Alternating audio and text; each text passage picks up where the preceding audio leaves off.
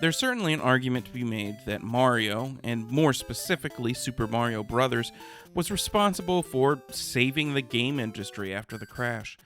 It was definitely the game that sold the most NES consoles, despite the existence of Rob, and Nintendo immediately went on to take as much advantage of the series as possible.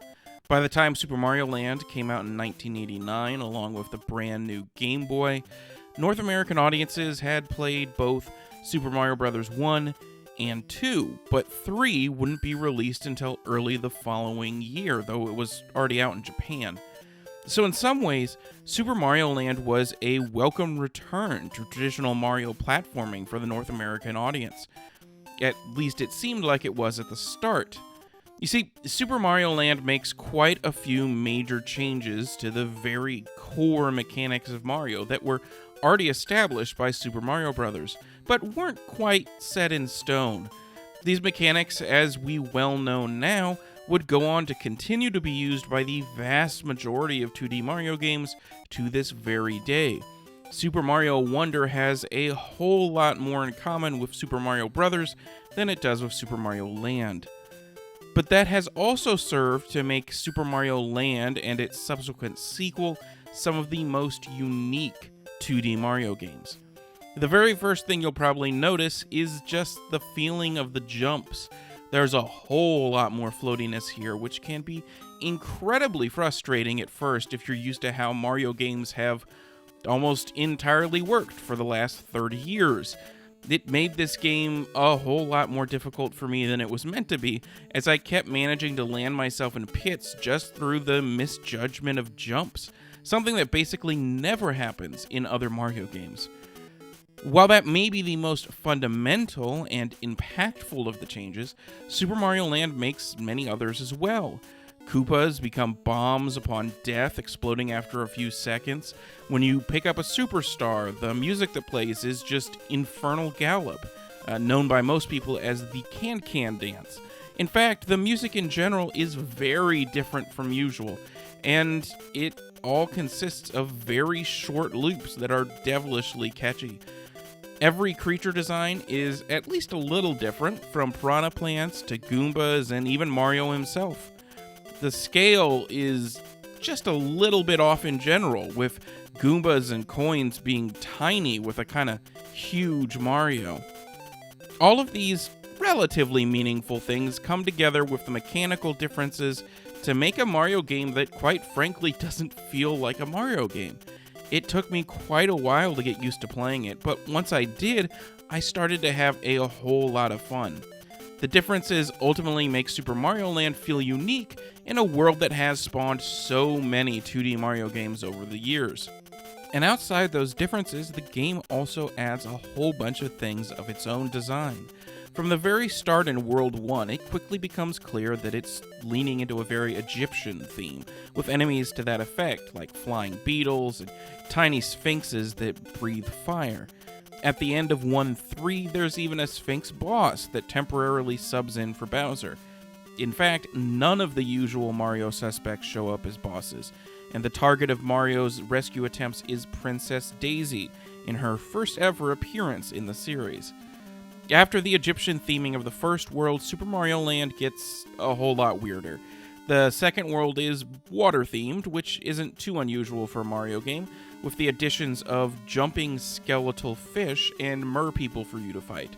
By the end of the world in 2-3, the game even introduces an entirely new shoot-'em-up mechanic in which you pilot a submarine. These shmup levels are, surprisingly enough, some of the real highlights of the game, and incredibly well made for what appears to just be a tacked-on mechanic in a platformer at first glance. The easiest way to describe World 3 is just Moai heads. So many Moai heads, and there's not a whole lot else to say about it. World 4, the final world, is basically made up to resemble feudal Japan, in which some of the enemies are just dudes hopping around. To cap it all off, the final boss is someone in a rocket ship that Mario has to shoot from his plane, capping off a countless number of moments throughout the entire game that just make you wonder how anyone was ever allowed to do that in a Mario game.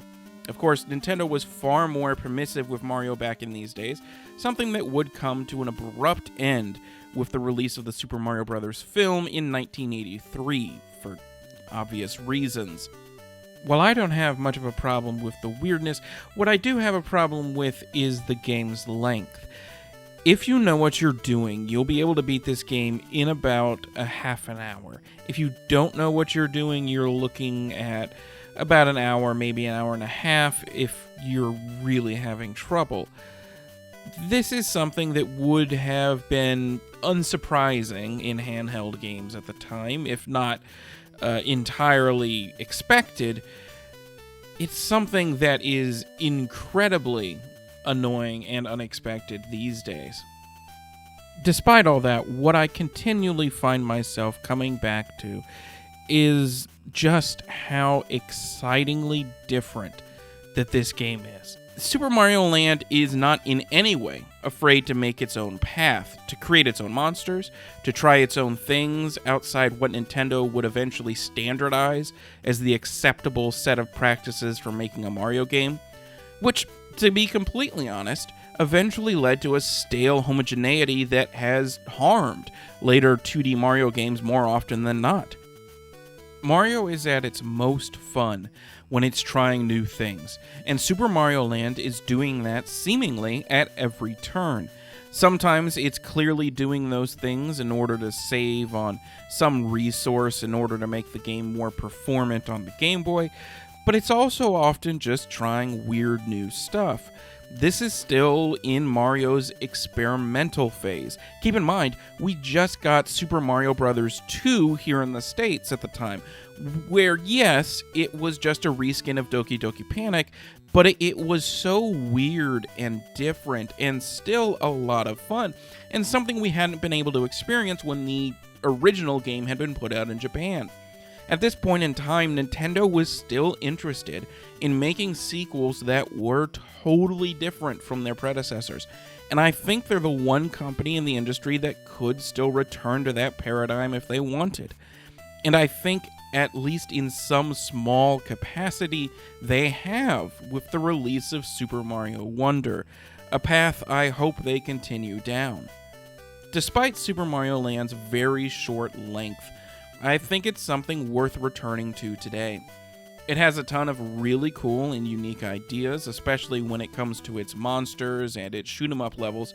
The floating platforming does definitely take some getting used to, but between some practice and perhaps some liberal use of save states, I think Super Mario Land is something worth seeing, and it's also a very promising start to the portable Mario games, a series I hope to explore more in the future.